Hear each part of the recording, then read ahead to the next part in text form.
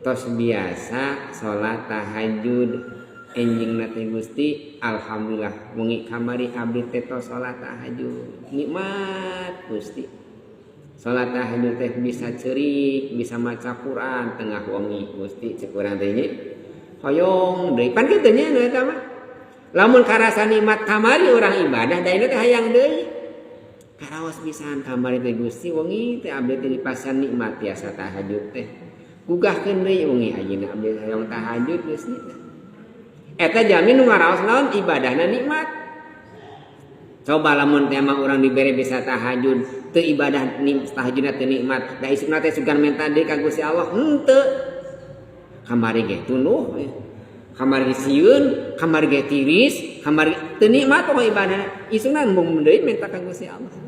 Tapi nu gaduh nikmatna ibadah disungkeun deui hayang tahajud deui teu bisa tahajud enjingna subuh tarawih kaluar enjingna teh nikmat Gusti ngantosan duha teh dina pangsujudan Gusti abdi mah moal waka beberes moal waka gegeroh dan kege aya waktuna engger ge ngepel deui kayak kotor deui kewe abdi mah geus duha we geus beres salat subuh teh maca dikir maca Quran kewe tos beres salat duha abdi mah rek beberes eta ka Gusti Allah teh Allah heula wartos nikmat karos Gusti di anti-anti hayang nepikeun ka waktu subuh teh di anti-anti naon sababna da geus karasa nikmat di dinya.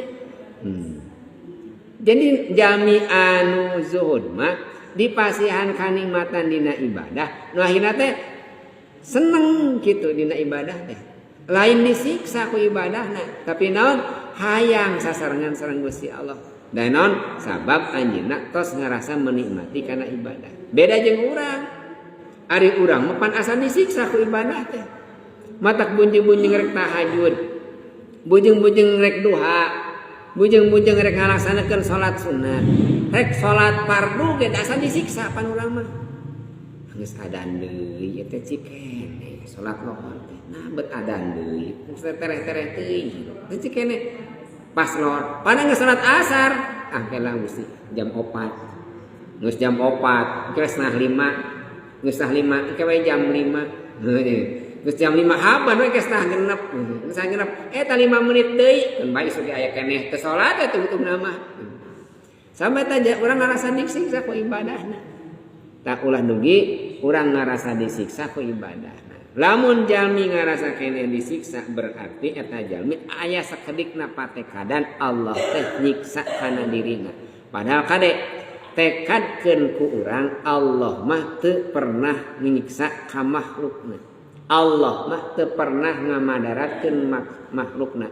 Allah mah nyaah ka makhlukna. Allah miwarang ibadah teh lain kajang kapentingan Allah tapi Allah miwarang ibadah teh jang kapentingan urang masing-masing. Menawi urang kedah naon kualitas ibadah.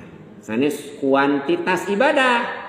Beunteun nya kualitas ibadah wal kuantitas ibadah. Pan urang masuk hayang merasa bangga wae urang pan bangga ge nafsu eta teh. Salat kamari